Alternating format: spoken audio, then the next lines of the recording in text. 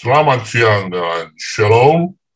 Selamat berlibur di hari yang baik ini, di mana teman-teman kita sedang merayakan hari raya.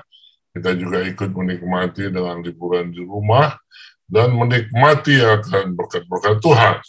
Dan yang paling istimewa adalah saudara dan saya pada siang ini boleh berhubungan dengan Tuhan, hidup bergaul dengan Tuhan, melalui berdoa dan belajar firman Tuhan. Hari ini, Pendeta Putra Sabda Sinaga kembali akan membawakan firman Tuhan melalui tulisan Roh Nubuat dalam program Believe His Prophet dari General Conference, dan Pendeta Tulus Yagian akan menyampaikan firman Tuhan melalui pelajaran Sekolah Sahabat. Ya, untuk kali ini bahkan minggu ini. Namun sebelum itu kembali saya mengingatkan acara ini dibuat adalah untuk mendukung program I Will Go. Ya. Jadi kalau dibicarakan tentang I Will Go, kita harus paham ini tidak hanya sekedar penginjilan berbuat baik, tidak hanya sekedar memperkenalkan siapa Kristus, tetapi I Will Go adalah di mana Yesus hidup dalam diri saya mati, dan saya memiliki misi. Ya. Ada 4 ya. Kalau sebelumnya reach the world, menjangkau dunia, 3 hal, reach up, reach in, and reach out. Sementara I will go ada 4 ya. 4, tapi ini yang Roh Kudus ini disertakan di 3 hal. Jadi sebenarnya 3 ya. Kita harus memiliki misi dengan kuasa Roh Kudus, ya. Tiap anggota, saya dan saudara, tahun ini usahakan memiliki misi. Tujuan saya membawa 1 jiwa yang belum Advent ikut Yesus. Dan 1 jiwa yang sudah Advent tapi murtad, kembali kepada Yesus. Itulah misinya, ya. Tapi ini bisa kita lakukan bila mana kita punya perkembangan rohani yang hidup-hidup, ya. Jadi apa proyeknya, ya, supaya hubungan saya dengan Tuhan hidup, belajar firman, ya, belajar firman Tuhan. Inilah berdoa siang hari, tidak hanya pagi, sore, malam, tapi siang. Nah, inilah yang dilakukan oleh conference buat jemaat, menolong pendeta jemaat agar hubungan pribadi individu anggota dengan Tuhan tetap berjalan di siang hari, ya. Lalu kepemimpinan, melatih anggota untuk memimpin 2 jiwa yang dalam misi itu untuk datang kepada Yesus, digembalakan, dimentor, ya, dan semuanya oleh kuasa Roh Kudus. Selamat menikmati berkat Tuhan, di mana belajar firman Tuhan, nikmati lagu pujian yang disampaikan melalui video siang ini.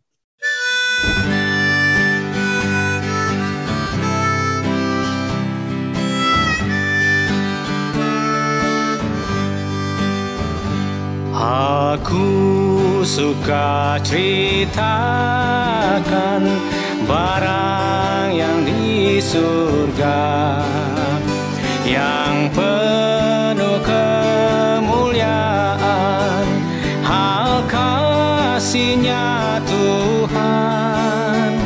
Aku suka ceritakan karena benar itu yang sungguh menyenangkan sepenuh hatiku. Aku suka ceritakan serta puji nama-Nya.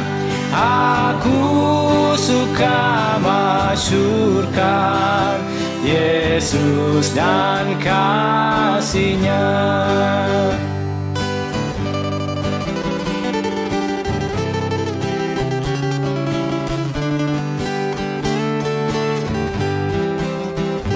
Aku suka ceritakan kabar yang terindah, yang berikan kesukaan lebih dari dunia.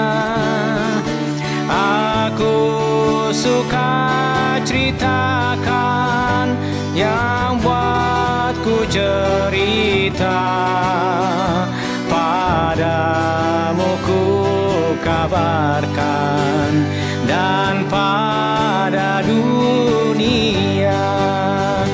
Aku suka ceritakan serta puji namanya. Aku suka masyurkan Yesus dan kasih-Nya.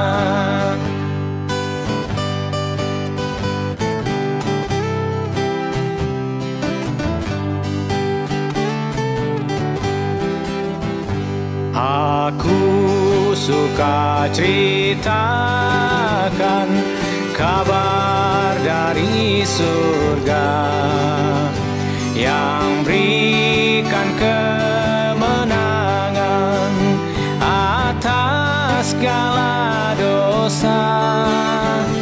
Aku suka ceritakan karena banyak orang yang suka mendengarkan kabar yang berikan terang.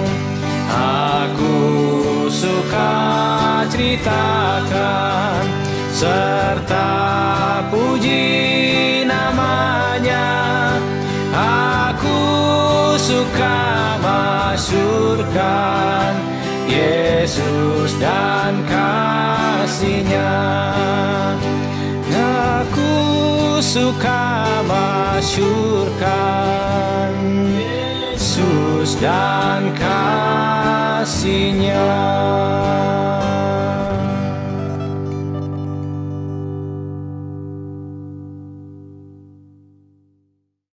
Mari kita berdoa. Bapa kami surga, Bapa yang baik, Tuhan kami yang hidup, pencipta langit dan bumi, laut dan segala isinya.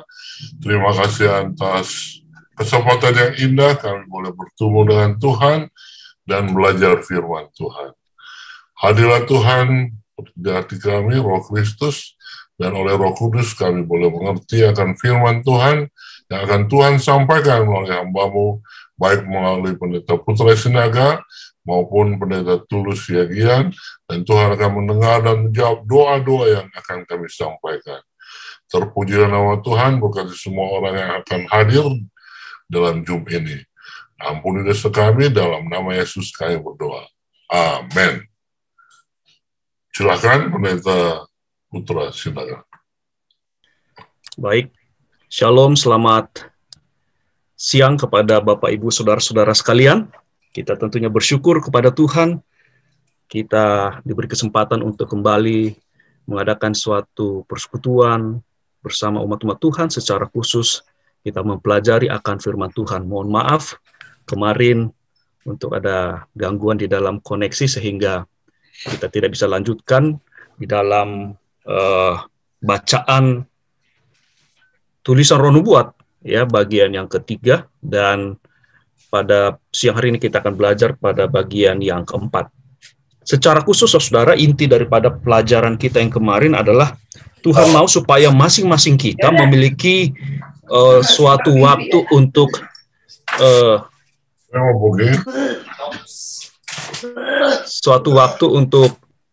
doa rahasia atau the secret prayer atau doa pribadi, ya. Doa pribadi kepada Tuhan, ya. Saudara, tulisan Nubuat menekankan hal ini. Sering sekali kita melalaikan doa rahasia kita, ya. Ambil waktu secara khusus di mana orang tidak tahu, ya, kita berkomunikasi dengan Tuhan, ya. Bahkan orang tua diminta untuk mendidik anak mereka untuk mengambil waktu untuk berdoa, ya. Bahkan dikatakan jangan goyah, ya, jangan goyah jika seandainya doa-doa yang kita sampaikan kita belum menerima jawabannya secara langsung. Ya, tulisan Roh Nubuat mengatakan, ya, senantiasa berdoa, percaya, dan bekerja. Baik, Bapak Ibu Saudara, kita lanjutkan pelajaran kita, ya, bagian yang keempat tentang doa iman. Ya, Yesus bersedia mendengarkan doa hari ini seperti saat ia di bumi. Ya, saudara, hikmat dunia mengajarkan bahwa doa itu tidak penting. Nah, saudara, apakah ada seseorang yang pernah berkata demikian kepada Bapak Ibu? Ya, doa itu tidak penting. Ya, atau jangankan orang, sering sekali kita ketika kita sudah berdoa dan kita tidak memperoleh jawaban, sehingga kita enggak penting berdoa, doa saya tidak dijawab. Ya, saudara, pelajaran kita kemarin seharusnya menyatakan kalau belum memperoleh, jangan goyah iman kita, tetap berdoa, percaya. Ya, dunia mengatakan itu, saudara, doa itu tidak penting. Mereka mengatakan bahwa tidak ada jawaban nyata untuk doa. Ya. Ini hikmat dunia, ya. Dan itu pengajaran seperti itu bertentangan dengan apa? Dengan apa yang kitab suci katakan. Dan tentu sebagai umat-umat Tuhan, ya, kita percaya apa yang dituliskan oleh kitab suci, kita tidak percaya kepada hikmat duniawi, ya. Dikatakan, bukankah mujizat dilakukan oleh Kristus dan para rasulnya?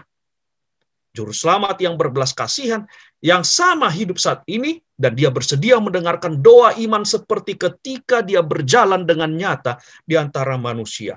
Jadi saudara, dikatakan bahwa apa yang pernah Yesus lakukan, apa yang pernah para rasul lakukan, di dalam doa mereka, dalam iman mereka, mereka melakukan mujizat, tentunya itu adalah kuasa Allah, maka perkara-perkara itu pun masih bisa berlaku pada saat sekarang ini.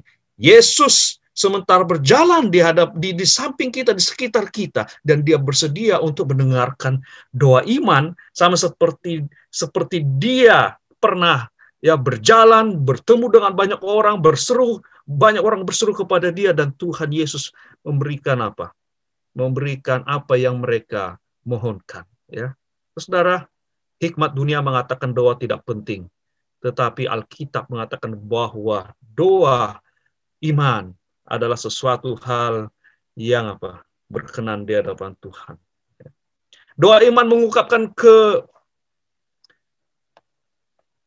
keinginan sederhana daripada jiwa. Ya, doa bukanlah penebusan dosa, saudara. Doa tidak memiliki keutamaan atau manfaat dari dirinya sendiri.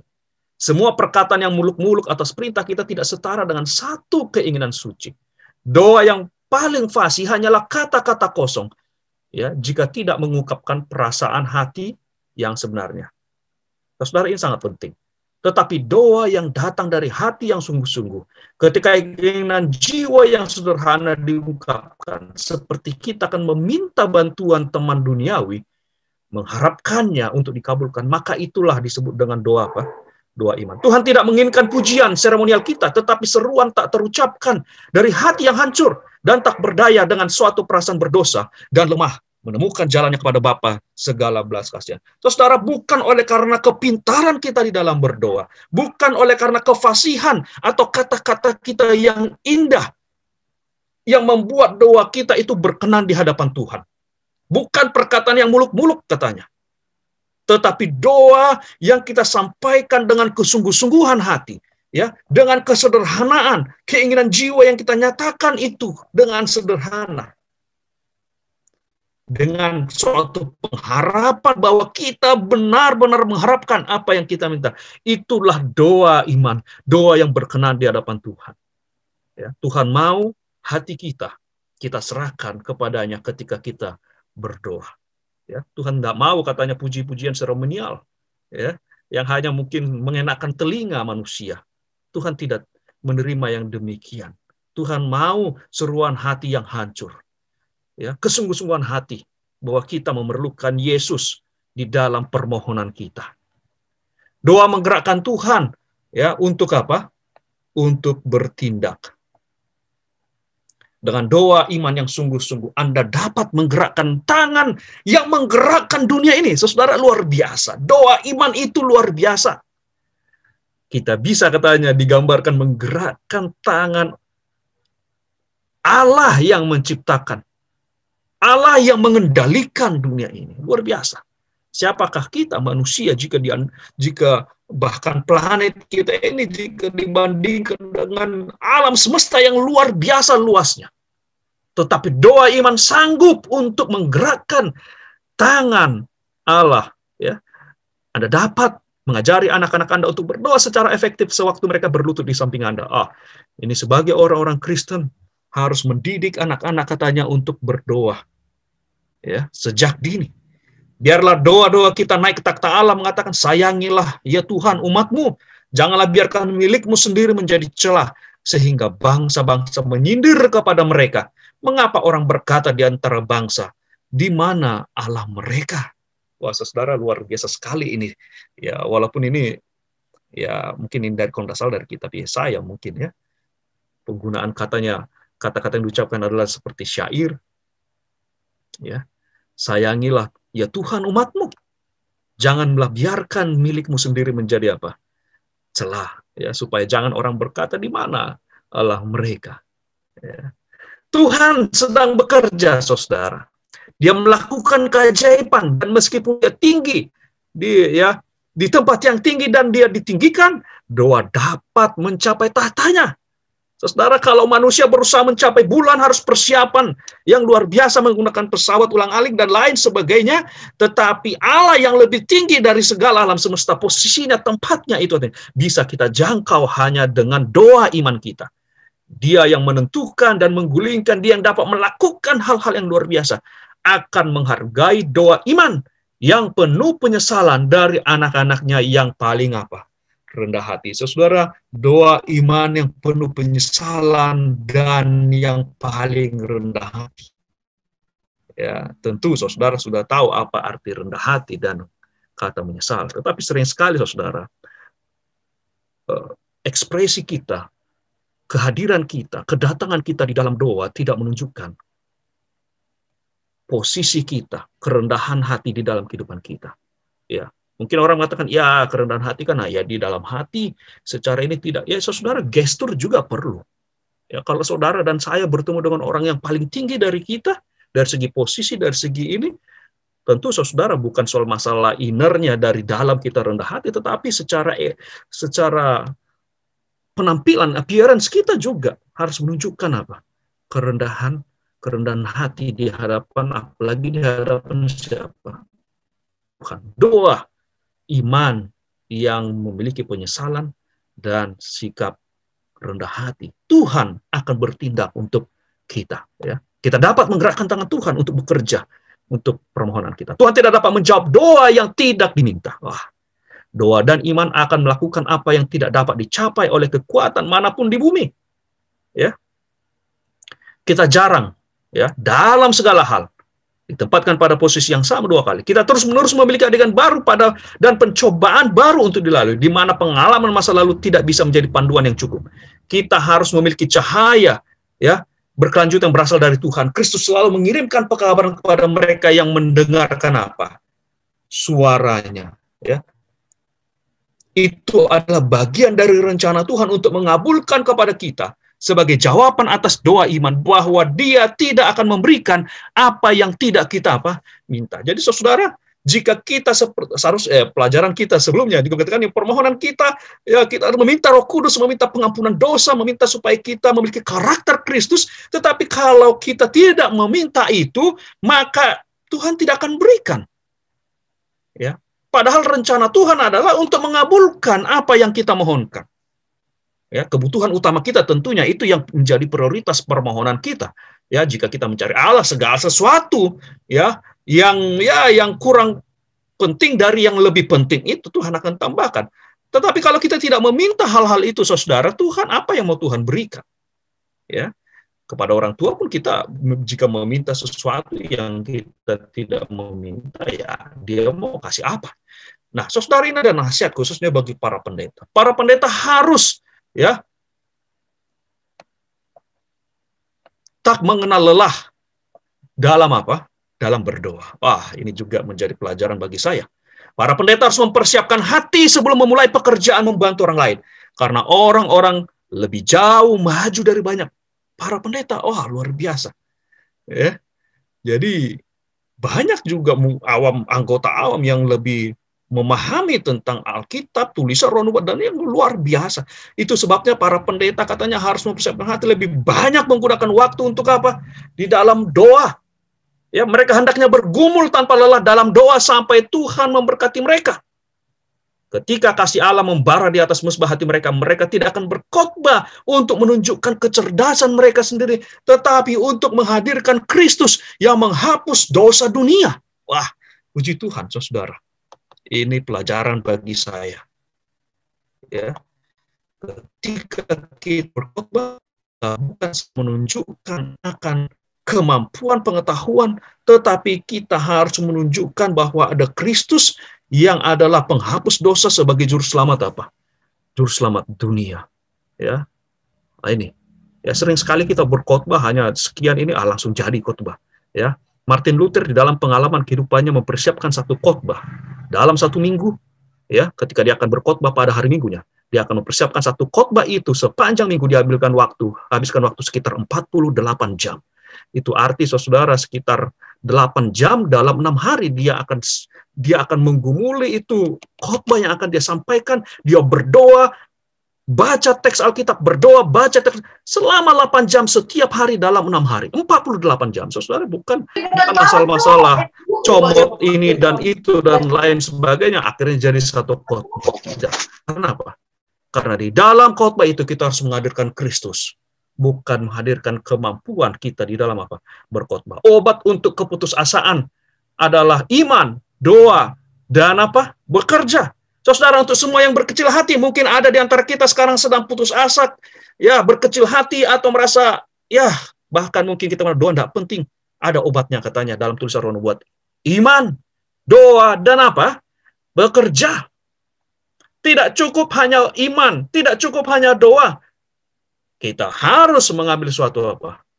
Action, suatu tindakan.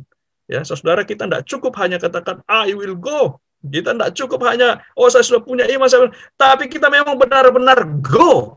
Ya, kita harus benar-benar pergi melakukan pekerjaan itu, ya, supaya kita tidak mengalami putus asa. Dan saya percaya ini bukan hanya untuk dalam pelayanan, tetapi juga dalam berbagai aspek kehidupan ya kita semua. Iman, doa, dan apa? Bekerja. Doa adalah senjata yang dengan ya kita dapat apa? Dengan itu kita dapat menahan musuh. Kristus adalah satu-satunya harapan kita, Bapak, Ibu, Saudara.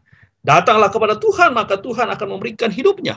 Di dalam Tuhanlah kekuatan kita. Banyak berdoa, karena doa adalah kehidupan apa? Jiwa. Doa iman adalah senjata yang dengannya kita dapat menahan setiap serangan apa? Musuh. Doa iman tidak pernah hilang, tetapi untuk mengklaim bahwa itu akan selalu dijawab dengan cara yang sama, dan untuk hal khusus yang kita harapkan, adalah merupakan suatu kelancangan atau kesombongan di hadapan siapa? Tuhan. Saudara, walaupun memang dibuka itu keran berkat permohonan kita, saudara, bukan berarti ya kita mau memaksakan apa yang kehendak kita. Ya, saudara, doa iman berarti kita percaya bahwa Allah sedang berkarya dalam hidup kita, tetapi kita kembalikan pemberian Allah adalah yang terbaik kepada kita. Karena kalau kita memaksakan, ya Tuhan, tulisan Roma itu adalah suatu kesombongan bagi kita. Nah, saudara, penghibur datang sebagai jawaban atas doa apa? Iman. Ya, mungkin kita sedang bergumul pada saat ini di dalam doa-doa kita. Ya, di setiap saat katanya. Nah, semua tempat jika kita mengalami kesedihan, penderitaan, pergumulan katanya, penghibur akan dikirim untuk menjawab doa iman. Ya, paling tidak itu jawaban, saudara, daripada doa iman kita dalam penghibur. Dan dapat memisahkan kita dari setiap teman dunia, tetapi tidak ya dengan penghibur sorga. Dimanapun kita berada, kemanapun kita pergi, Roh Kudus itu akan datang untuk menghibur, menopang kita. Malaikat membawa doa kita ke ya, tempat suci dia di sorgawi, ya, bait suci di sorgawi. Malaikat mendengar persembahan pujian dan doa iman, dan mereka membawa permohonan kepada apa? Kepadanya melayan tempat yang kudus. Doa yang benar berpegang pada yang maha kuasa dan memberi apa? Kemenangan. Saudara, ini luar biasa. Di atas lututnya lah orang Kristen memperoleh kekuatan untuk menahan apa? Godaan. Saudara, artinya dengan kita sering berdoa, bertelut kepada Tuhan, maka itulah yang akan membuat kita bertahan dalam menghadapi apa? Godaan. Doa yang sungguh-sungguh akan menyusahkan upaya terkuat daripada apa? Setan. Ya, saudara, kita tahu bahwa kita ini rentan melakukan dosa. Ya, manusia adalah tawanan setan. Ya, dia sendiri tidak memiliki kekuatan sebenarnya menentang perlawanan efektif terhadap kejahatan. Tetapi jika kita tinggal di dalam Kristus, ya dalam iman yang hidup, maka kita akan berani menghadapi apa? Musuh. Saudara, setiap cara pertahanan lainnya sepenuhnya sia-sia jika kita ingin melawan apa? Setan. Hanya melalui Kristus, kekuatan setan itu akan dibatasi. Ya. Setan sibuk setiap saat. Ya, pergi ke sana kemari, berjalan mondar-mandir di bumi untuk mencari siapa yang dia dapat telan atau kalahkan. Tetapi doa iman yang sungguh-sungguh akan menyusahkan usahanya yang apa? Terkuat, ya. Kelompoknya, ya, semuanya akan bisa diatasi. Nah, doa iman menang melawan apa? Setan. Doa iman adalah kekuatan besar orang Kristen dan pasti akan menang melawan apa? Melawan setan. Inilah mengapa dia menegaskan bahwa kita tidak perlu berdoa. Supaya apa? Supaya kita tidak bisa lawan setan. Ya. Rombongan besar setan selalu menjadi was-was ketika kita meminta pertolongan daripada siapa? Daripada Yesus. Ya. Saudara-saudara yang kekasih dalam Yesus Kristus, kembali saya mengutip dalam Ibrani 11 ayat 1. Iman adalah dasar dari segala sesuatu yang kita harapkan dan bukti dari segala sesuatu yang tidak kita lihat. Tentu kita sudah belajar tentang doa iman ya selama 4 hari ini. Ya. Kita tulisan roh nubuat mengharapkan supaya masing-masing kita menjadi umat-umat Tuhan yang mengandalkan doa iman, ya, doa iman di dalam kehidupan kita, mengandalkan lutut kita untuk berdoa, karena itu bukan saja hanya membuat kesehatan rohani, tetapi juga ada pengaruhnya katanya di dalam kesehatan jasmania kita dan mental kita. Itu pelajaran kita yang pertama. Dan tentu saudara, di dalam setiap pergumulan kita, mungkin doa kita tidak langsung dijawab oleh Tuhan. Tetapi ada satu hal yang pasti, bahwa penghibur itu akan meneguhkan kita untuk tetap berdoa, bekerja, dan memiliki iman yang kuat kepada Tuhan. Karena Tuhan Yesus memberkati kita melalui pelajaran roh nubuat ini menjadi umat-umat Tuhan yang mengandalkan doa iman dalam kehidupan kita. Tuhan Yesus memberkati kita. Amin. Amin. Puji Tuhan. Terima kasih hambanya Pendeta Putra Sahabat Sinaga yang telah menyampaikan firman Tuhan melalui tulisan roh nubuat. Puji Tuhan. Kita akan masuki jam belajar Alkitab. Hamba Tuhan Pendeta Tulus Yagian sudah hadir. Namun sebelum itu, mari kita nikmati lagu pujian berikut ini.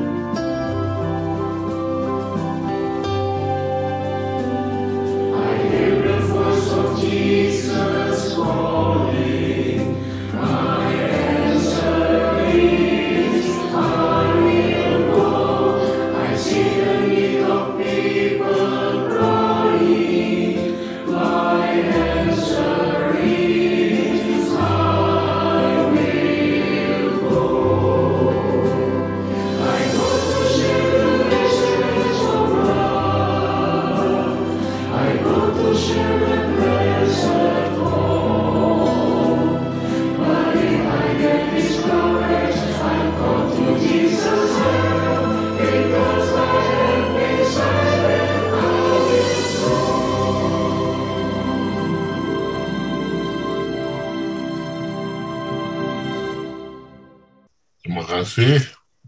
Pendeta Tulus Yagian, kami persilakan. Kita tunduk kepala dan kita berdoa. Bapa kami yang di sorga, siang ini kami akan mempelajari pelajaran Sekosabat. Kami mengundang kehadiran Roh-Mu hadir melalui ibadah Zoom online pada siang hari ini. Menganugerahkan hikmat dan akal budi dari sorga, agar pelajaran sekolah sahabat ini menjadi berkat bagi kami, menambah wawasan pengetahuan kerohanian kami, dan mengubahkan hidup kami. Dan kami dapat mengajarkannya pada hari Sabat ini, di jemaat di mana kami akan berbakti. Kami menyerahkan ibadah siang ini ke dalam tangan Tuhan, berkati hamba-Mu yang akan memimpin, mengarahkan, dan mengajar pelajaran sekolah Sabat ini. Kami sembahkan doa ini dalam nama Yesus Tuhan dan Penebus kami. Amin. Shalom dan selamat siang para hamba Tuhan, anggota-anggota jemaat yang bergabung dalam Zoom online ini, di dalam program belajar firman Tuhan pada siang hari ini.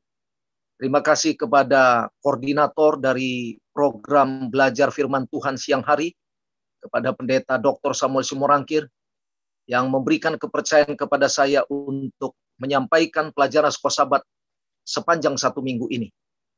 Dan tentunya di kantor konferensi ini dalam bulan ini, sebagai koordinator renungan pagi di kantor konferensi dalam bulan ini, Pendeta Dr. Samuel Simorangkir.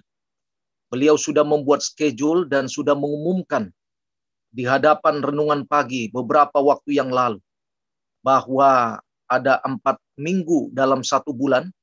Setiap hari Kamis biasanya kami di kantor konferensi belajar sekolah Sabat. Beliau sudah tetapkan 4 kali saya mengajar sekolah Sabat dalam 1 bulan di kantor konferensi. Tetapi saya meminta supaya dikurangi, akhirnya beliau setujui 2 kali saya menyampaikan untuk memimpin pelajaran sekolah Sabat. Kenapa? Karena dalam bulan ini saya sibuk dengan kependetaan Uni, Pendeta Jahotner Manulang, untuk melawat pendeta-pendeta dari rumah ke rumah. Itu sebabnya saya hanya meminta hanya 2 kali saja.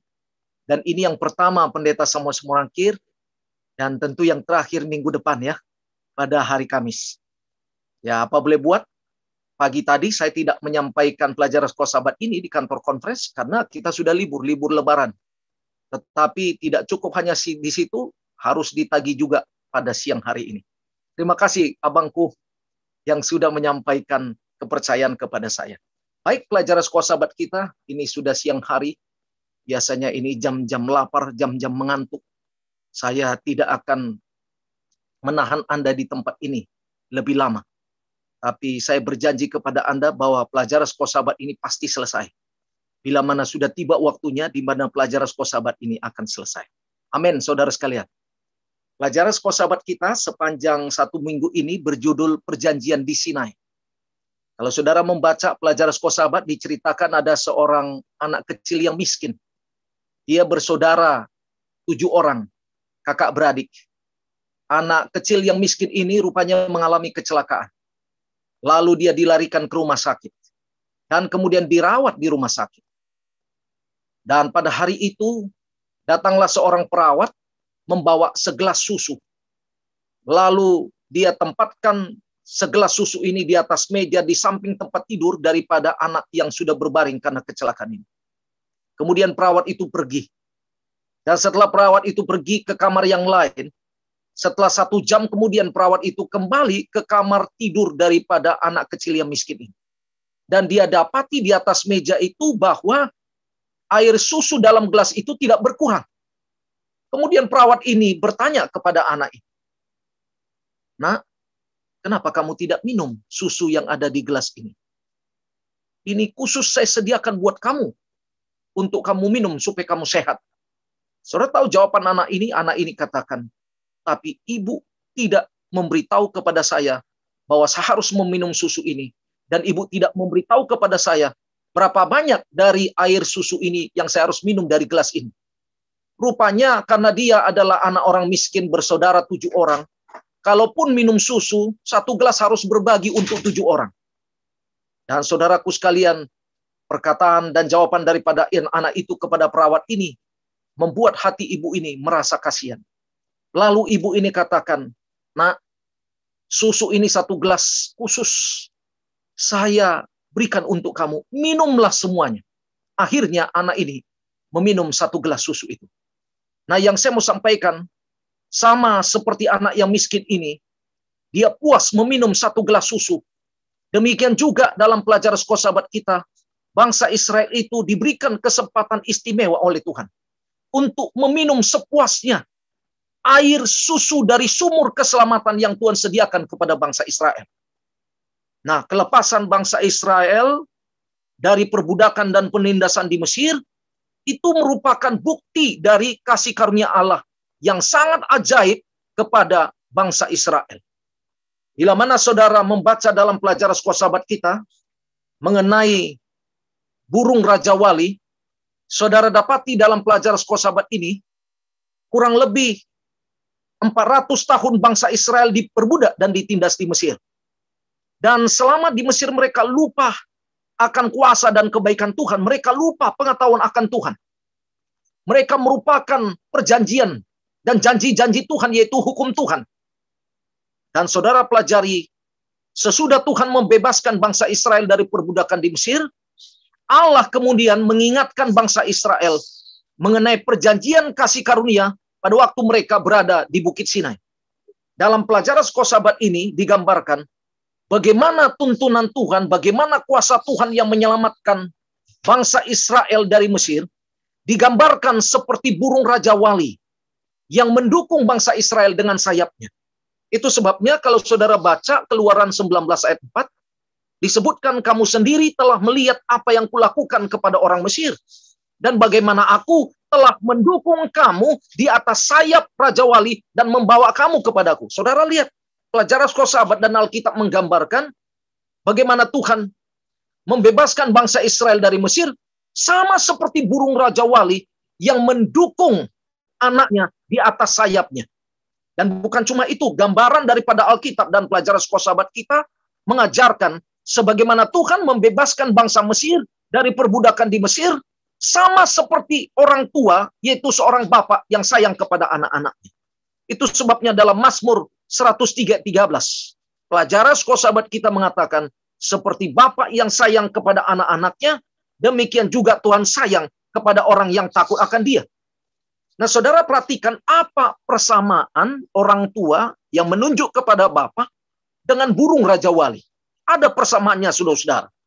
Yang pertama, seorang bapak, dia setia menjaga anak-anaknya. Burung Raja Wali juga demikian. Dia setia menjaga anak-anaknya, sama. Yang kedua, seorang bapak, dia mengajar anak-anaknya untuk menjadi orang yang baik dan bertanggung jawab serta mandiri. Nah, demikian juga burung Raja Wali, dia mengajar anak-anaknya untuk terbang supaya bisa mandiri dan bertanggung jawab. Sama, saudara-saudara. Lalu yang berikutnya, saudara lihat persamaannya. Orang tua, pada saat mengajar anak-anaknya, dia akan menempatkan anak-anaknya dalam pelukan dan kasih sayang, dan membawa anaknya ke tempat yang tinggi untuk menjadi orang yang berikutnya, saudara lihat. Yang berikutnya, saudara lihat. Orang tua, bapak, ketika anaknya dalam kebingungan untuk belajar berjalan di luar rumah, dia akan memegang tangan anaknya supaya anaknya tidak jatuh dan membawanya kembali ke rumahnya. Itu orang tua kepada anak. Demikian juga dengan burung Raja Wali. Ketika anaknya dalam kebingungan untuk terbang, dia akan menukik ke bawah dan akan menempatkan anaknya di atas punggungnya dan membawa anaknya kembali ke sarangnya. Saudara lihat, ada persamaan antara orang tua kepada anak dan antara burung Raja Wali kepada siapa? Kepada anaknya. Nah, ini adalah gambaran daripada Alkitab. Demikian juga Allah digambarkan seperti orang tua dan burung Raja Wali yang menjaga anak-anaknya, yang sudah menyelamatkan bangsa Israel dari perbudakan dan penindasan di Mesir, dan membawa bangsa Israel ke Bukit Sinai untuk menerima perjanjian kasih karunia. Ini penekanan dari pelajaran sekolah sahabat. Bagaimana keselamatan yang Tuhan berikan, seperti orang tua kepada anaknya, seperti burung Raja Wali kepada siapa? Seperti burung Raja Wali kepada anak-anaknya. Saudara perhatikan dalam pelajaran sekolah sahabat ini, pelajaran sekolah sahabat ini menekankan ini merupakan contoh daripada keselamatan. Dalam Keluaran 6 ayat 6 dan 7, sebab itu katakanlah kepada Israel, akulah Tuhan, aku akan membebaskan kamu dari kerja paksa orang Mesir, melepaskan kamu dari perbudakan mereka, menebus kamu dengan tangan yang teracung, dengan hukuman-hukuman yang berat. Aku akan mengangkat kamu menjadi umatku, dan aku akan menjadi Allahmu, supaya kamu mengetahui bahwa akulah Tuhan Allahmu yang membebaskan kamu dari kerja paksa orang Mesir. Dalam Keluaran pasal 6 ayat 6 dan 7 ini ada 3 penekanannya. Yang pertama, ayat ini menekankan, akulah Tuhan yang membebaskan kamu dari perbudakan di Mesir, dari kerja paksa di Mesir. Akulah Tuhan yang membebaskan kamu. Itu yang pertama. Lalu yang kedua, akulah Tuhan yang menebus kamu. Yang menebus kamu keluar dari Mesir. Lalu yang ketiga yang ditekankan ayat ini, akulah yang mengangkat kamu menjadi umatku. Menjadi umat pilihanku, umat kesayanganku. Dan akulah Tuhan alam. Saudara lihat, ada 3 yang ditekankan dalam ayat ini. Nah, yang saya mau tekankan dalam ayat ini, sesuai pelajaran sekolah sahabat kita, dalam ayat ini ada 2 kata yang menekankan keselamatan. Yang pertama, kata membebaskan. Yang kedua, kata menebus. Artinya, Tuhan membebaskan dan menebus keluarga Israel dari perbudakan di Mesir. Artinya, Tuhan membebaskan dan menebus keluarga Israel dari perbudakan utang, menurut pelajaran sekolah sahabat kita. Nah, ayat ini menekankan bahwa hanya oleh karena kuasa dan keselamatan kasih karunia dari Tuhanlah yang dapat menyelamatkan dan membebaskan bangsa Israel dari perbudakan di Mesir. Ayat ini juga menekankan bahwa hanya oleh karena kuasa dan kebaikan, yaitu kasih karunia Tuhanlah, yang dapat menyelamatkan dan menebus bangsa Israel dari perbudakan dosa. Jadi sebetulnya penekanannya 2 dari keselamatan. Menyelamatkan mereka dari perbudakan di Mesir secara fisik. Yang kedua, menyelamatkan mereka dari perbudakan dosa secara rohani. Jadi 2 penekanan dari keselamatan. Nah, yang berikutnya dalam pelajaran sekolah sahabat ini, saudara perhatikan, ada 2 peristiwa daripada keselamatan yang Tuhan berikan kepada umatnya di dalam tulisan Musa. Tulisan Musa itu adalah Kejadian, Keluaran, Imamat, Bilangan, dan Ulangan. Yang walaupun ada yang mengatakan buku yang pertama yang ditulis oleh Musa adalah buku Ayub, tetapi sampai sekarang masih kontradiksi, saudara sekalian. Nah, yang saya mau tekankan bahwa Musa itu kan dididik di Mesir. Dan Musa ini sudah terbiasa dengan angka orang Mesir, angka 5. Itu sebabnya dia nulis 5 buku. Karena budaya dari Mesir, Kejadian, Keluaran, Imamat, Bilangan, dan Ulangan. Kalau saudara pelajari, menurut pelajaran sekolah sahabat kita dari tulisan Musa, ada 2 peristiwa keselamatan, di mana Tuhan menyelamatkan umatnya di dalam tulisan daripada Musa di dalam Alkitab. Nah, saudara perhatikan, yang pertama, bagaimana Tuhan menyelamatkan bangsa Israel dan keluarganya dari perbudakan di Mesir.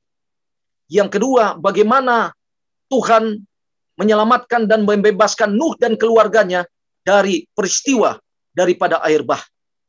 Nah, saudara lihat di dalam Keluaran pasal 3 ayat yang ke-8, disebutkan bahwa Tuhan Allah turun. Kata turun di sini tanda kutip. Untuk menyelamatkan bangsa Israel. Kata turun ini adalah kata kerja Ibrani untuk menggambarkan hubungan antara Allah dengan manusia dalam konteks keselamatan.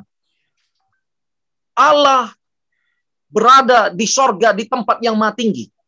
Dia turun ke bumi untuk menyelamatkan manusia dan menembus manusia dari dosa. Dan ini ditekankan oleh Yohanes pasal 1 ayat 1 dan 14. Pada mulanya adalah firman, dan firman itu bersama-sama dengan Allah, firman itu adalah Allah, dan firman itu menjadi manusia. Inilah buktinya bahwa Tuhan turun dari tempat yang maha tinggi. Dia turun untuk menyelamatkan bangsa Israel, untuk menyelamatkan saudara dan saya. Dia turun, menjelma menjadi manusia, yaitu Yesus Kristus.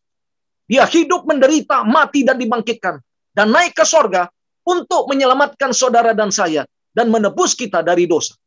Dan inilah yang ditekankan pelajaran sekolah sahabat kita. Contoh daripada apa? Keselamatan. Cara Tuhan untuk menyelamatkan kita.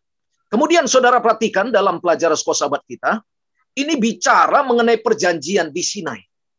Dalam pelajaran sekolah sahabat kita, dituliskan dalam Keluaran pasal 19 sampai dengan Keluaran pasal 24, ada 3 urusan peristiwa di mana Tuhan sedang menekankan dan mengajarkan keselamatan. Yang pertama adalah penetapan. Yang kedua adalah perjanjian. Yang ketiga adalah membangun bait suci. 3 peristiwa ini yang ditekankan untuk menekankan keselamatan sebagai perjanjian antara Allah dengan Israel. Dalam pelajaran sekolah sahabat kita disebutkan urutan-urutan dari 3 peristiwa ini. Yang pertama disebutkan menurut ayat Alkitab bahwa orang Israel itu akhirnya tiba dan berkemah di kaki Bukit Sinai setelah mereka dikeluarkan dari Mesir, bebas dari Mesir. Lalu yang kedua, Tuhan mengingatkan bahwa Tuhan sudah menyelamatkan mereka dan memukul orang Mesir. Dan Tuhan katakan, kamu kujadikan menjadi umat kesayangan. Saudara lihat, lalu yang berikutnya, respon daripada bangsa Israel. Setelah Tuhan meminta mereka menjadi umat kesayangan, respon bangsa Israel, mereka katakan, segala yang difirmankan Tuhan kami lakukan. Saudara lihat, ini penetapan, saudara. Lalu yang berikutnya, saudara lihat dari proses yang ketiga ini, persiapan mereka untuk menerima perjanjian, menerima hukum Tuhan. Apa persiapan mereka? Mereka harus mencuci pakaian mereka. Mereka tidak boleh bersetubuh dengan wanita. Karena hari yang ketiga Tuhan akan turun di Bukit Sinai. Lalu Tuhan turun di Bukit Sinai. Saudara lihat, dari 1 sampai 4 itu adalah penetapan. Ditetapkan persiapan untuk menerima perjanjian. Yang kedua adalah datangnya perjanjian. Dan Musa sebagai pengantara daripada umat Tuhan, dia naik ke Bukit Sinai, menerima janji-janji daripada perjanjian, yaitu 10 hukum. Dan 10 hukum itu diucapkan oleh Musa setelah ditulis oleh jari-jari Allah di Bukit Sinai. Kemudian Musa membawa 10 hukum itu di hadapan bangsa Israel. Lalu dia umumkan satu persatu. Inilah perjanjian bagian yang kedua. Lihat, yang pertama tadi penetapan. Yang kedua adalah perjanjian. Lalu kemudian yang berikutnya, hukum yang mereka sudah terima itu lalu disahkan, lalu dimeteraikan. Lalu kemudian apa yang dibuat? Maka disembelilah lembu jantan.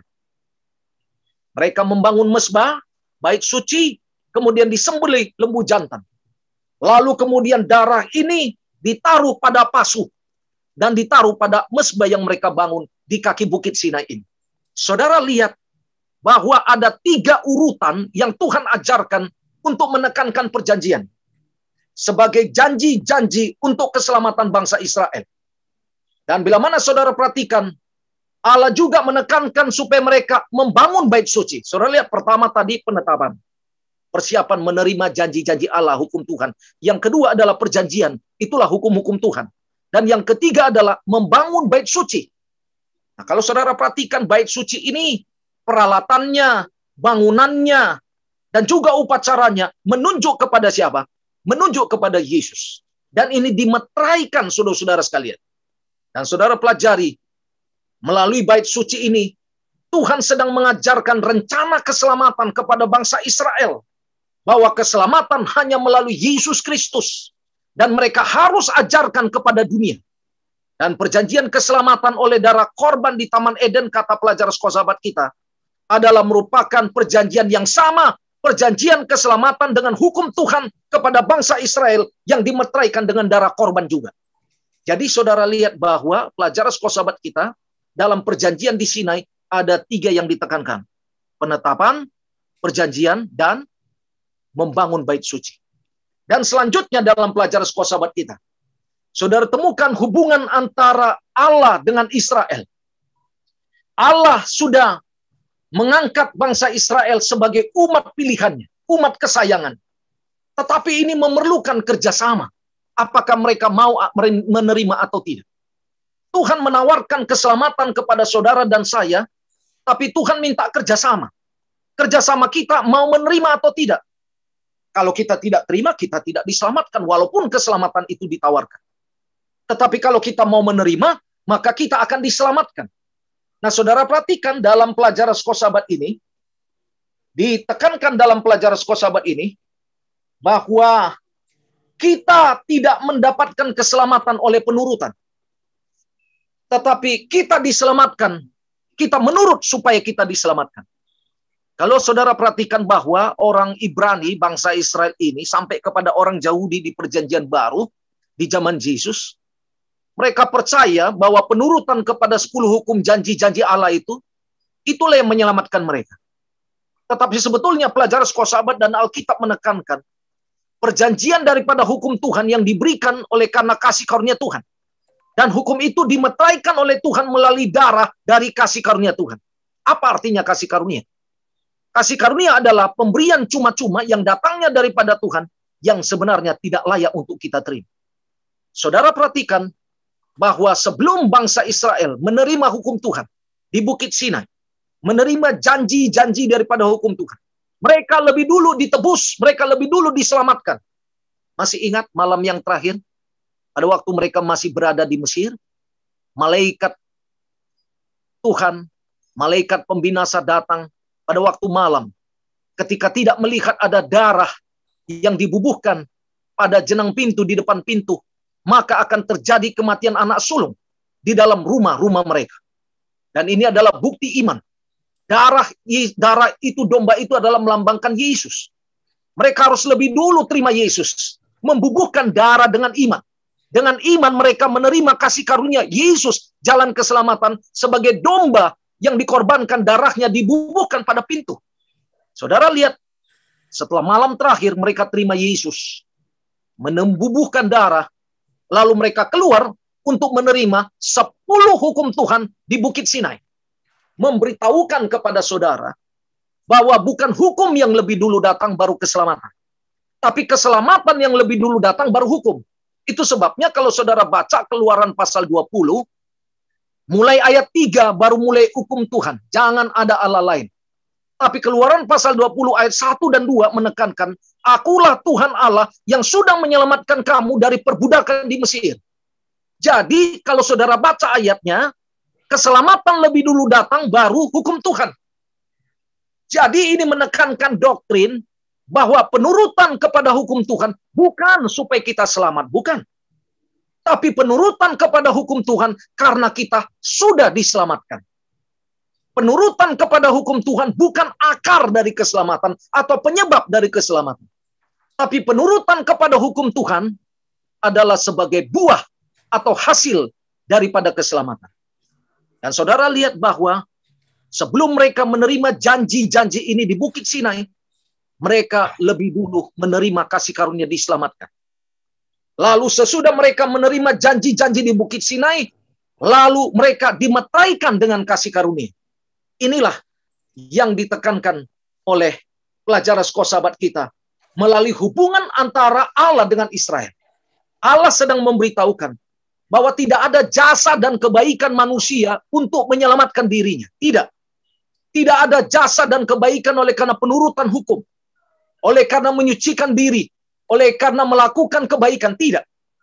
Tetapi semua keselamatan 100% oleh karena jasa, kebaikan, dan kemurahan Tuhan yang menyelamatkan manusia. Dan bukti bahwa kita sudah diselamatkan. Bukti bahwa kita beriman kepada Tuhan. Hidup kita, perbuatan kita akan menurut kepada hukum Tuhan. Itulah yang diajarkan mengenai hubungan Allah dengan Israel. Dan saudara pelajari, bangsa Israel diselamatkan oleh karena kasih karunia. Menerima janji yaitu hukum Tuhan. Dan mengangkat bangsa Israel menjadi umat kesayangannya. Menjadi imam. Dan mengkorbankan Injil keselamatan daripada kasih karunia daripada Tuhan. Inilah saudara-saudara garis besar dari pelajaran sekolah sahabat kita mengenai perjanjian di Sinai. Tuhan memberkati. Terima kasih. Terima kasih hamba Tuhan Pendeta Tulus Yagian, Pendeta Putra Sahabat Sinaga. Untuk menyempurnakan acara kita ini, mari kita dengarkan lagu pujian yang satu ini. Habis itu kita akan berdoa. Kita undang nanti yang berdoa adalah Pendeta Tulus Yagian. Ada negeri yang amat senang, kita lihatnya oleh iman. Bapa kita menunggu seberang, menyediakan tempat yang aman. Darat mas amat jauh, kita akan berkumpul seberang. darat Mas amat jauh. Kita akan berkumpul seberang, di seberang kita akan berkumpul seberang, di seberang kita akan nyanyi, ya Bapa yang kasihkan kami, kami sembah puji-pujian. Karena Yesus telah mati ganti seisi dunia sekalian. Oh darat Mas amat jauh, kita akan berkumpul di seberang. Oh darat Mas amat jauh, kita akan berkumpul seberang. Darat Mas amat jauh, kita akan berkumpul seberang. Darat Mas amat jauh,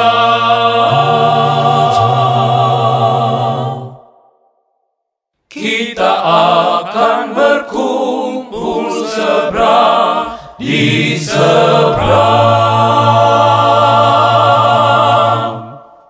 Amin. Kita terus. Kita berdoa. Bapa kami Tuhan yang bersemayam dalam sorga, kami naikkan syukur dan terima kasih oleh karena Tuhan telah menyelamatkan kami melalui kasih karunia Yesus Kristus.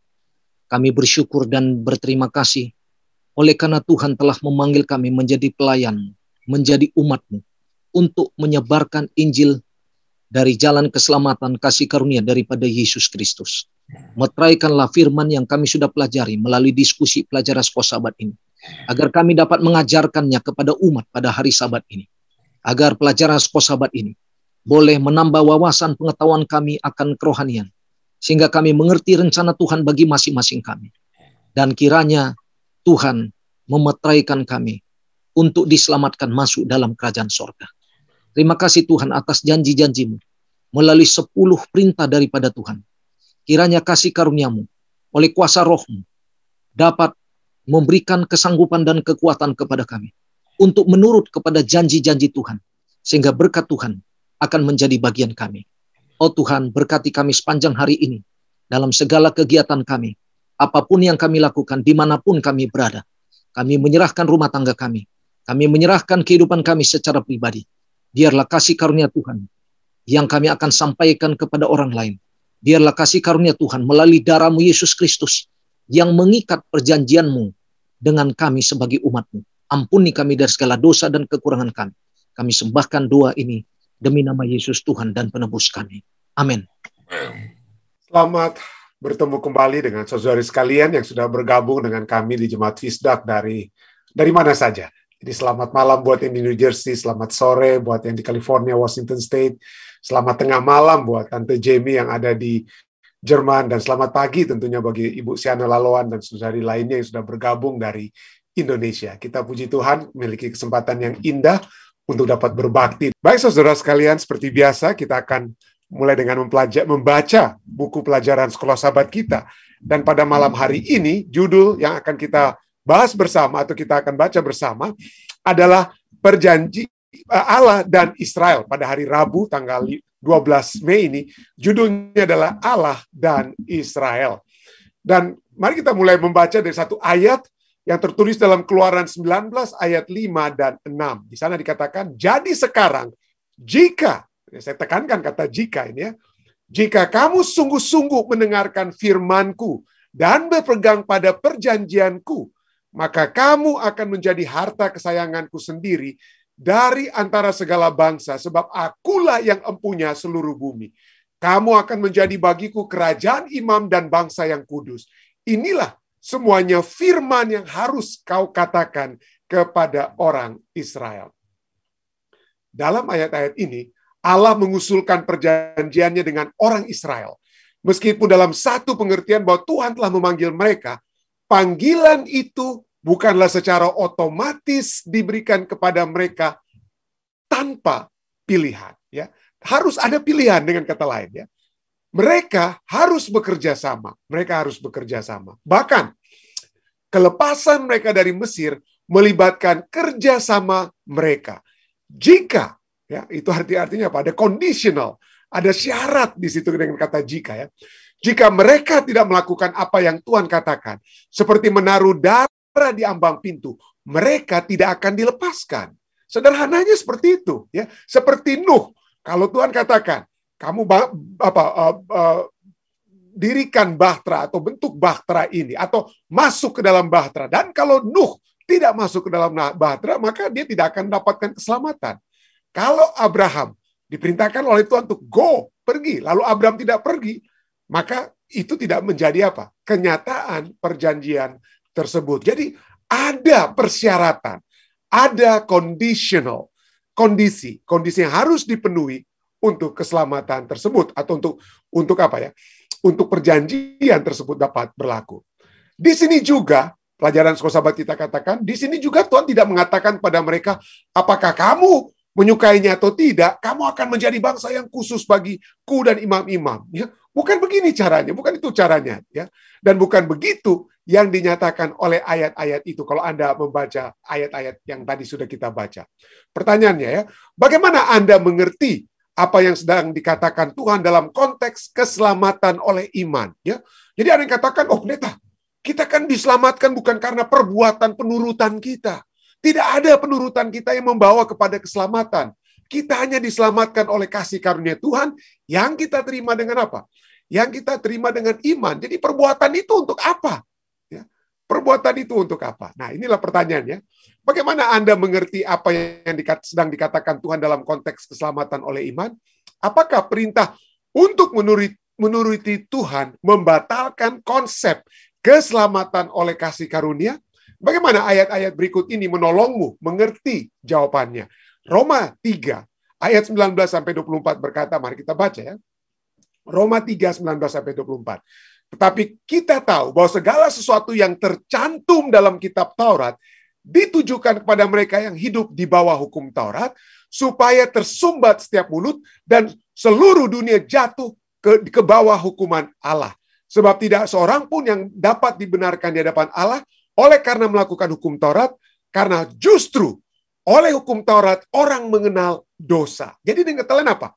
Dosa adalah pelanggaran akan hukum Allah, bukan? Dosa adalah pelanggaran akan hukum Allah. Nah, bagaimana caranya saya tahu saya berdosa? Kalau pelanggaran tersebut dijabarkan. Kalau pelanggaran tersebut dinyatakan. Dan hukum Taurat itu menyatakan pelanggaran apa yang saya sudah buat. Oh, saya sudah memiliki ilah-ilah lain. Oh, saya sudah melanggar tidak berhenti pada hari Sabat. Oh, saya sudah membunuh, saya sudah mencuri, saya sudah mengingini harta milik orang lain. Oleh sebab itu saya tahu saya sudah melanggar dan saya berada di bawah hukuman Allah. Ya, jadi hukum Taurat itu menunjukkan orang kepada pelanggarannya. Saya mengenal dosa saya. Tetapi hukum Taurat itu tidak membersihkan saya. Hukum Taurat itu tidak membuat saya menerima keselamatan. Ya, tapi hukum Taurat menyatakan bahwa saya perlu untuk diselamatkan. Saya dan saudara perlu untuk diselamatkan.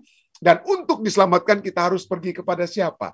Kepada Yesus. Tapi untuk pergi kepada Yesus, kita harus melihat. Orang Manado bilang kita harus kaca dulu. Ya, kita harus melihat kesalahan kita, dosa-dosa kita, pelanggaran kita di kaca, di hukum Taurat yang menyatakan, Stephen Rantung, kamu telah menyebut nama Tuhan dengan sia-sia. Stephen Rantung, kamu telah berdusta.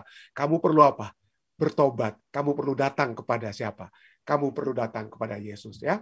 Itulah sebabnya dalam ayat 21, Roma 3:21 katakan apa? Tetapi sekarang, tanpa hukum Taurat kebenaran Allah telah dinyatakan, seperti yang disaksikan dalam kitab Taurat dan kitab para nabi, yaitu kebenaran Allah karena iman dalam Yesus Kristus bagi semua orang yang percaya. Sebab tidak ada perbedaan. Ayat 23. Karena semua orang telah berbuat dosa dan telah kehilangan kemuliaan Allah, dan oleh kasih karunia telah dibenarkan dengan cuma-cuma karena penebusan dalam Kristus Yesus. Ya. Jadi dengan kali hukum Taurat tidak membenarkan, kebenaran kita itu hanya dalam mana? Kepada Yesus. Pada saat kita melihat pelanggaran kita dengan apa yang dijabarkan, dinyatakan oleh hukum Taurat, maka kita akan sekali lagi seperti di sini apa dikatakan? Kita dibawa kepada apa? Kebenaran. Yesus yang menebus saudara dan saya. Roma 6 ayat 1-2. Jika demikian, apakah hendak kita katakan? Bolehkah kita bertekun dalam dosa supaya semakin bertambah kasih karunia itu? Sekali-kali tidak. Bukankah kita telah mati bagi dosa? Bagaimanakah kita masih dapat hidup di dalamnya? Nah, ini penting sekali poin di sini ya. Roma 6 ayat 1-2 katakan bahwa yang terpenting itu adalah apa? Kasih karunia. Kasih karunia. Jadi dosa-dosa kita itu akan dihapuskan oleh kasih karunia Tuhan. Nah, kalau demikian ya, ada yang katakan, oh kalau demikian pendeta, kita tidak perlu apa? Kita tidak perlu lagi apa? Hukum Taurat. Ya. Karena ada Yesus kan yang menghapuskan dosa kita. Ya, ada kasih karunia-Nya yang akan apa? Membebaskan kita selalu dari dosa kita. Hati-hati. Ya. Ini ayat ini katakan apa? Bolehkah kita bertekun dalam dosa? Jadi kita sudah tahu, hukum Taurat menyatakan saudara telah berdosa. Lalu kasih karunia Tuhan membebaskan kita dari dosa. Apakah kalau dengan adanya kasih karunia tersebut, maka kita bebas untuk berbuat terus-menerus dosa tersebut? Ayat ini katakan apa? Sekali-kali tidak. Ya. Kalau kita sudah mati bagi dosa, ya, maka kita jangan lagi hidup di dalamnya. Harus berubah. Dengan kata lain, bukan karena kasih karunia, maka hukum Taurat itu sudah tidak ada, dan kalau hukum Taurat tidak ada, maka kita bebas berbuat dosa. Tidak. Pernyataan apa yang menyebabkan saudara dan saya berdosa itu tetap ada. Hukum Taurat itu tetap ada, tetap berlaku untuk menyatakan bahwa saya masih apa? Dalam dunia ini saya masih melakukan dosa ini, dosa itu, dosa ini, dosa itu. Saya tidak apa? Mengasihi Tuhan. Saya tidak mengasihi Tuhan dan saya tidak mengasihi apa? Sesama. Pada saat kita berdusta, pada saat kita apa? Membunuh, berzina, atau pada saat kita menyebut nama Tuhan, kita tidak mengasihi Tuhan kalau itu yang kita lakukan. Jadi dengan kata lain bukan berarti karena adanya kasih karunia Allah, maka hukum Taurat itu tidak perlu. Sekali-kali dikatakan, ayat ini katakan apa? Sekali-kali tidak. Ya, sekali-kali tidak. Roma 7 ayat 7. Jika demikian, apakah yang hendak kita katakan? Apakah hukum Taurat itu dosa? Dijawab lagi apa? Apakah hukum Taurat itu karena adanya kasih karunia tidak perlu lagi, ya, tidak perlu lagi, itu hanya menyatakan dosa dan kita tidak butuh lagi? Apa dikatakan di sini? Apakah hukum Taurat itu dosa? Sekali-kali tidak. Sebaliknya, justru oleh hukum Taurat aku telah mengenal dosa. Aku tahu, saya Pendeta Stephen Rantung tahu saya sudah berdusta, saya sudah membunuh, saya sudah mencuri, saya sudah berzina, saya sudah menyebut nama Tuhan dengan sia-sia, saya telah melanggar kesucian hari Sabat. Saya tahu. Oleh sebab apa? Pernyataan dari hukum Taurat. Ya. Sebaliknya, justru oleh hukum Taurat aku telah mengenal dosa. Karena aku juga tidak tahu apa itu keinginan kalau hukum tidak mengatakan jangan mengingini. Saya tidak tahu apa itu membunuh kalau hukum Taurat tidak katakan jangan apa? Jangan membunuh. Wahyu, ayat kitab terakhir. Itulah ya. Kitab terakhir nyatakan apakah hukum ini sudah disalibkan di kayu salib, tidak diperlukan lagi.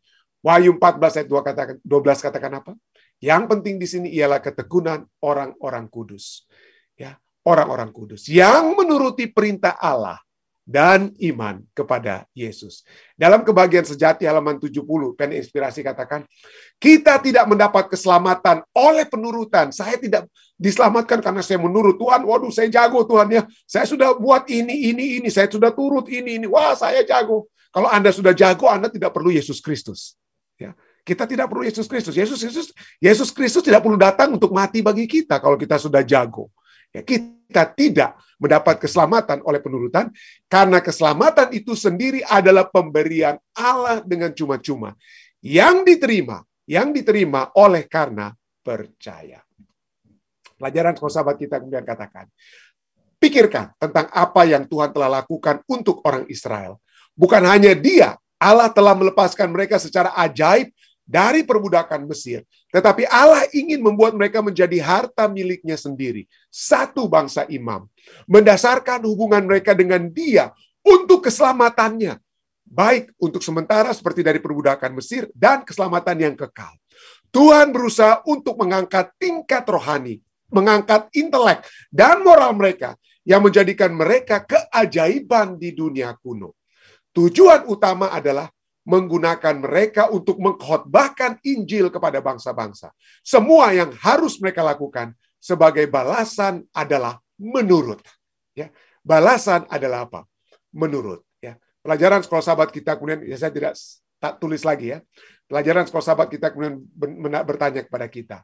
Dalam cara-cara apakah seharusnya pengalaman pribadi kita dengan Tuhan menyatakan prinsip yang sama yang kita lihat pada pelajaran hari ini, yaitu apa? Penurutan. Pelajaran sekolah sahabat kita judulnya adalah tentang apa ya? Perjanjian dan apa? Israel. Allah memberikan perjanjian kepada bangsa Israel. Tapi perjanjian itu harus dapat apa? Menjadi bahagian mereka, menjadi bagian saudara dan saya. Kalau kita menurut. Menurut apa? Tentu saja menurut firman Tuhan ya. Dengan kata lain, perjanjian yang Allah berikan kepada umat-umatnya, entah itu orang Israel atau kita, Israel rohani, ada syaratnya. Ya, ada syaratnya. Perjanjian yang bersyarat. Ya. Itulah tambahan kita pada malam hari ini. Mari kita lihat. Keluaran 19 ayat 5-6. Jika kamu sungguh-sungguh mendengarkan firman-Ku dan berpegang pada perjanjian-Ku, maka kamu akan menjadi harta kesayangan-Ku sendiri dari antara segala bangsa. Sebab akulah yang empunya seluruh bumi.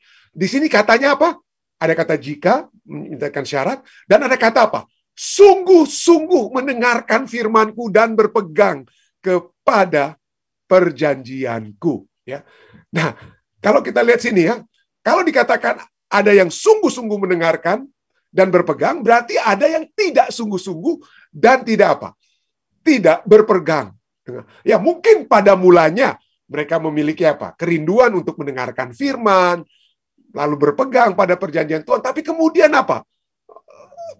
Mulai apa ya? Mulai orang Manado bilang mulai embang, mulai lari daripada kebenaran. Ya, lari daripada kebenaran. Jadi ini bukan pengalaman hanya bangsa Israel, saudara ya. Ini juga adalah pengalaman umat Kristen mula-mula sekalipun, di zaman rasul-rasul sekalipun.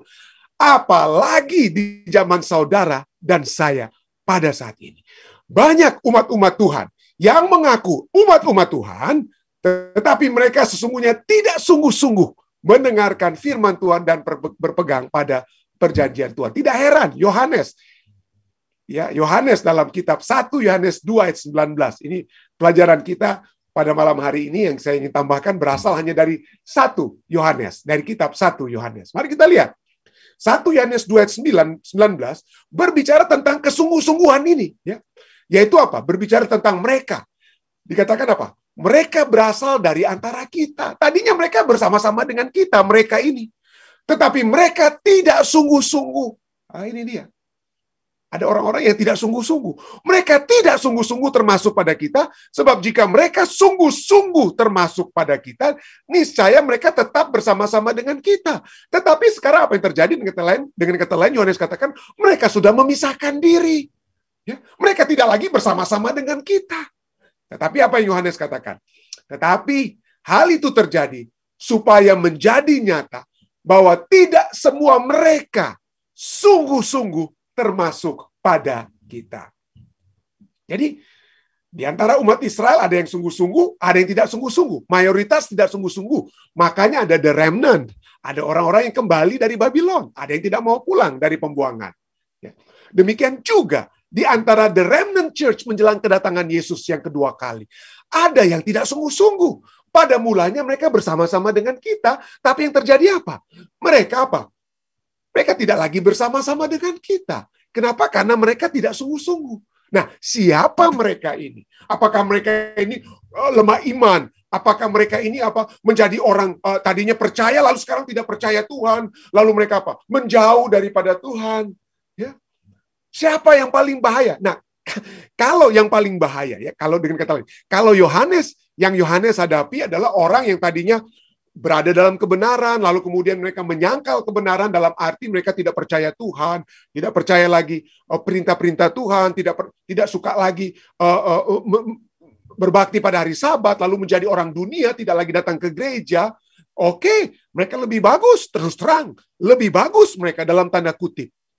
Tetapi mereka di sini yang disebutkan oleh Yohanes, justru ini orang-orang yang bukan lagi keluar dari gereja untuk hidup dalam duniawi, tetapi siapa mereka ini? Mari kita lihat.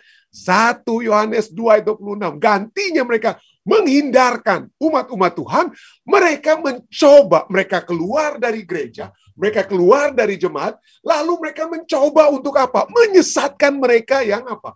Yang berada di dalam persekutuan jemaat. Ya, kalau mereka menjadi orang duniawi, Yohanes nggak ada masalah. Tapi yang terjadi, mereka jadi masalah. Kenapa? Karena ada orang-orang ini yang berusaha menyesatkan kamu. Ya, mereka bukan hanya keluar dari gereja untuk hidup dalam dunia, tapi mereka masuk kembali untuk mencoba menyesatkan kamu. Siapa mereka? 1 Yohanes 4 ayat 1 katakan apa? Saudara-saudaraku yang kekasih, janganlah percayakan setiap roh, tetapi ujilah roh-roh itu apakah mereka berasal dari Allah atau tidak tentunya. Sebab banyak nabi-nabi palsu yang muncul dan pergi ke seluruh dunia. Jadi mereka ini bukan orang duniawi, tapi mereka adalah nabi-nabi palsu. Nah, apa arti kata nabi? Ya, nabi itu dalam Alkitab. Kata nabi itu artinya ada apa ya? Juru bicara Allah. Mereka seakan-akan berbicara atas nama Allah. Seakan-akan mereka membawakan firman Allah. Seakan-akan mereka berbicara tentang Alkitab, tetapi ajaran mereka itu adalah ajaran yang menyesatkan. Ajaran yang menyesatkan yang tidak sesuai dengan Alkitab. Yang sekarang mereka sampaikan dengan apa? Akal budi mereka pikir Alkitab itu kami akan lebih jelaskan tentang Alkitab. Apa itu? Apa yang mereka ajarkan? Ada 3 hal. Yang pertama, yang mereka ajarkan yang pertama adalah Yesus bukanlah anak Allah. Yesus bukanlah anak Allah. Itulah sebabnya 1 Yohanes 5 ayat 10 katakan apa? Barang siapa percaya kepada anak Allah, ia mempunyai kesaksian, ada kebenaran dalam dirinya. Barang siapa tidak percaya kepada Allah, ia membuat Allah menjadi pendusta. Karena orang tersebut yang tidak percaya ini, tidak percaya akan kesaksian yang diberikan Allah tentang anaknya. Ya. Inilah anak yang kukasih, kepadanya aku apa? Berkenan. Firman Allah sudah katakan pada saat kita dibaptis, kita dibaptiskan dalam nama Bapa, Putra, dan Roh Kudus.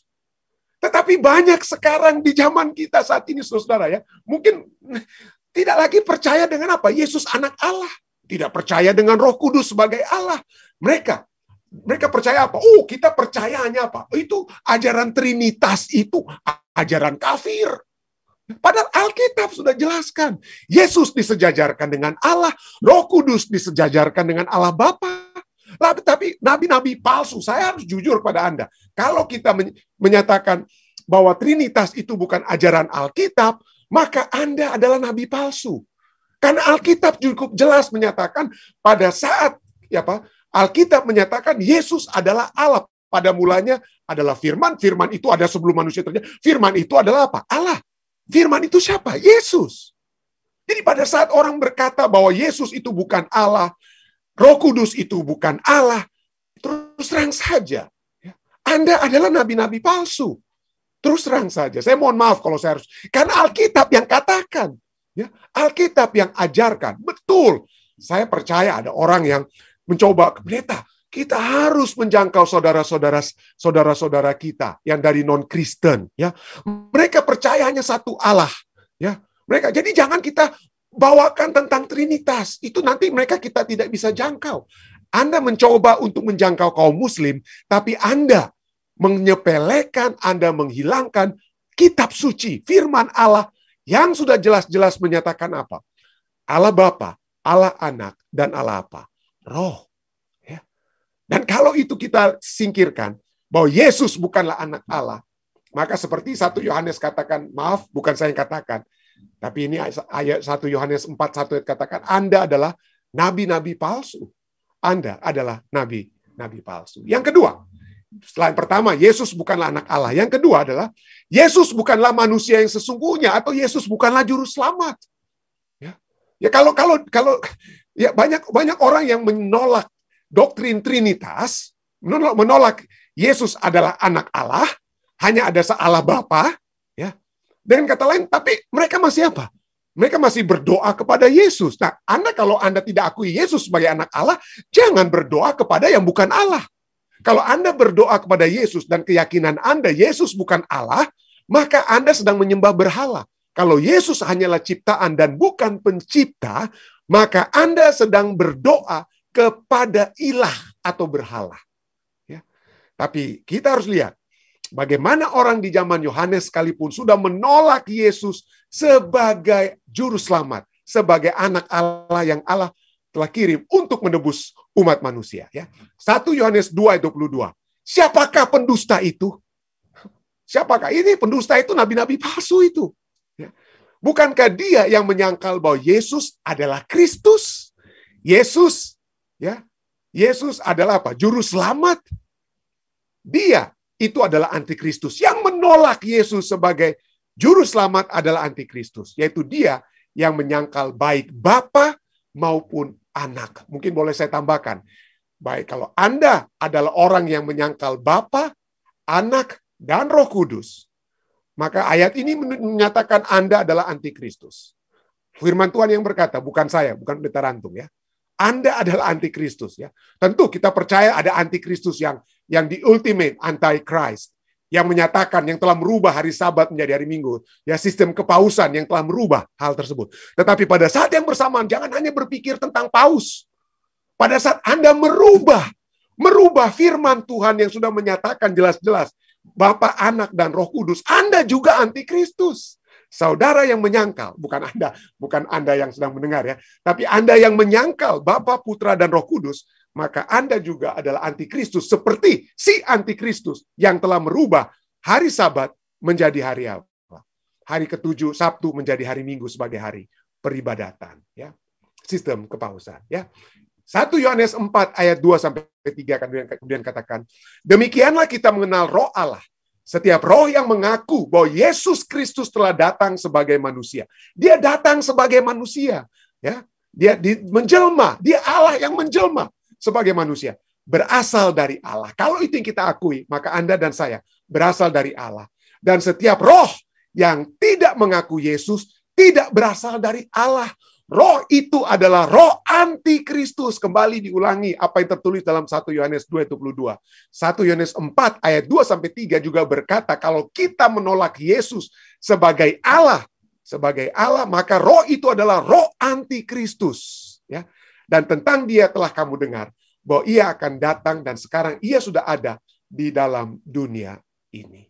Jadi hati-hati ya pada saat kita dalam usaha kita untuk menjangkau misi kepada orang lain. Tapi pada saat kita menjangkau misi kita kepada orang lain, ya, dan pada saat yang bersamaan kita menghilangkan ajaran Alkitab, maka jangan sampai itu terjadi. Jangan sampai kita menjadi antikristus. Yang ketiga, ini dia. Yang pertama, Yesus bukanlah anak Allah, atau Yesus bukanlah Allah. Yesus bukanlah manusia yang sesungguhnya. Yesus bukan juru selamat. Dan yang ketiga, mereka ini menyatakan bahwa mereka yang tanpa dosa. Ini orang-orang yang kesombongan rohani. Wah, saya kan pendeta, saya dokter, saya orang hebat nih. Ini ya, artinya kesombongan rohani inilah yang dapat menyebabkan saudara dan saya boleh dijabarkan sebagai orang yang tidak sungguh-sungguh. Tidak sungguh-sungguh untuk mendengar firman Tuhan. Dan menghidupkan firman tersebut. Sehingga kita disebutkan sebagai orang-orang yang meninggalkan perjanjian. 1 Yohanes 1 ayat 8 dan 10 katakan apa? Jika kita berkata bahwa kita tidak berdosa, maka kita menipu diri kita sendiri dan kebenaran tidak ada dalam diri kita. Jika kita berkata bahwa kita tidak ada berbuat dosa, maka kita membuat Allah menjadi pendusta dan firman-Nya tidak ada di dalam diri kita. Akuilah, saudara, bahwa saudara dan saya juga, Pendeta Stephen Rantu, saya adalah orang berdosa. Kita harus mengakui itu dia. Ada hal-hal yang salah mungkin yang saya sudah buat. Ada hal-hal yang salah yang saya sudah katakan. Dan kalau kita menemukan kesalahan tersebut, akui kesalahan tersebut. Akui kesalahan kita. Allah ingin supaya kita mengakui bahwa kita sedang berada dalam satu perjalanan iman. Dalam perjalanan iman itu seringkali kita seperti kalau kita naik gunung ya. Seringkali kita mungkin harus jatuh bangun, terpeleset. Tapi sementara kita terus berjalan menuju tujuan tersebut. Dengan pertolongan Tuhan. Dengan kekuatan surga. Walaupun kita jatuh. Amsal katakan 7 kali orang benar itu jatuh, dia akan apa? Dia akan bangkit kembali. Dia akan bangkit kembali. Tetaplah berada dalam perjanjian dengan sungguh-sungguh mendengarkan firman Tuhan dan menghidupkan firman tersebut. Ya, jangan merubah-rubah firman Tuhan. Firman Tuhan yang sudah jelas. It is written. Lalu kemudian kita coba seperti orang di zaman Yohanes, kita rubah-rubah dengan filsafat-filsafat kita, ajaran-ajaran kita yang kita pikir akan menjangkau orang lain dan lain sebagainya. Jangan rubah-rubah. Mari kita, seperti Yesus selalu berkata apa? It is written. Ada, tertulis. Ya, biarlah firman Tuhan itu yang apa? Yang dinyatakan. Kalau firman Tuhan sudah jelas-jelas menyatakan Allah Bapa, Allah Anak, Allah Roh, jangan kita goyang-goyang lagi. Yang mungkin Anda pikir, oh pendeta di perjanjian baru, begini-begini. Ada penjelasannya dan lain sebagainya yang dapat kita sinkronisasikan. Alkitab itu tidak saling menentang satu dengan yang lain. Ya, Alkitab akan lebih menjelaskan satu dengan lain. Jangan potong-potong Alkitab itu. Jangan sampai saudara katakan, Yesus bukan Allah, Roh Kudus itu bukan Allah, dan lain sebagainya. Tapi marilah kita tetap dalam perjanjian. 1 Yohanes 4 ayat 15 katakan apa? Barang siapa mengaku bahwa Yesus adalah anak Allah, Allah tetap berada di dalam dia, dan dia di dalam Allah. Akui. Tapi bukan hanya kita akui ya. Kita harus, jangan hanya mengakui. Jangan hanya kita memiliki pengakuan. Yesus juga, setan juga dapat mengakui ya. Tapi mari kita juga apa? Menurut. Ya. 1 Yohanes 2. Pelajaran kita malam hari ini semua hanya dari satu kitab 1 Yohanes. 1 Yohanes 2 ayat 4-5 katakan, barang siapa berkata, aku mengenal dia, tetapi ia tidak menuruti perintahnya. Ia tidak menuruti firman Tuhan. Ya. Aku kenal Yesus, saya orang percaya, tapi saya tidak apa? Ya, tidak percaya bahwa apa? Bahwa firman Tuhan katakan Yesus anak Allah atau Roh Kudus adalah Allah. Kita tidak percaya itu, maka Anda tidak menuruti perintahnya. Ia adalah seorang pendusta dan di dalamnya tidak ada kebenaran. Tetapi ayat 5, tetapi barang siapa menuruti firman-Nya, di dalam orang itu sungguh sudah sempurna kasih Allah. Dan dengan itulah kita ketahui bahwa kita ada di dalam Dia. Kita ada di dalam Allah. Lihat 2 ayat ini. Pada saat kita mengaku Yesus adalah anak Allah. Dan kita menuruti perintah-perintahnya. Kenapa? Dia sudah selamatkan kita. Kita mengakui Dia juru selamat kita. Kita mengakui kasih karunia yang Dia sudah berikan. Apa yang kita lakukan? Hidup sebagai anak-anak yang sudah diselamatkan. Jangan kembali seperti kehidupan anak-anak setan yang hidup di luar apa? Di luar kehidupan yang benar. Ya, dengan pelanggaran-pelanggaran yang kita buat. Tetapi, kalaupun setelah saudara mengakui, setelah saudara dan saya menuruti perintahnya, seringkali kita itu apa? Seringkali kita itu lemah. Ya. Seringkali mungkin we have a bad day, good day. Mungkin seperti begitu ya. Tetapi ketahuilah. Yang dapat kita lakukan pada saat kita tidak menuruti perintahnya, berada di luar Dia, tidak berada di dalam Allah, maka ini dapat kita lakukan. 1 Yohanes 1 ayat 9. Pelajaran dari kitab 1 Yohanes ini katakan apa? 1 Yohanes 1 ayat 9. Jika kita mengakui dosa kita mengakui, Tuhan saya tidak menuruti perintah-Mu. Tuhan, saya telah memiliki satu teologi yang salah. Saya meragukan Sabat hari ke-7 itu adalah Sabat yang masih kita harus rayakan. Tapi Tuhan, saya sudah apa ya? Sabat lunar dan lain sebagainya. Saya sudah salah, Tuhan. Ya. Mari kita akui dosa kita. Ya. Jika kita mengakui dosa kita, maka Ia adalah setia dan adil.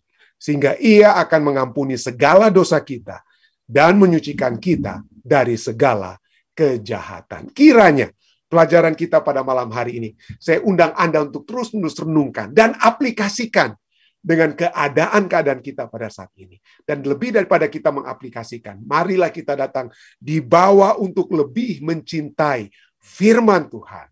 Ya, melihat apa yang ada tertulis. Karena di dalam situ, di dalam firman itu, kita bukan hanya melihat apa ya, bukan hanya kita melihat the living word, Yesus Kristus. Tapi firman itu sendiri adalah the written word. Firman yang tertulis yang menyatakan tentang the living word Yesus Kristus. Dan kalau itu yang menjadi bagian kita, maka kita akan berada di dalam Dia dan berada tetap di dalam perjanjian Allah. Saya bawa ini dalam nama Yesus. Amin.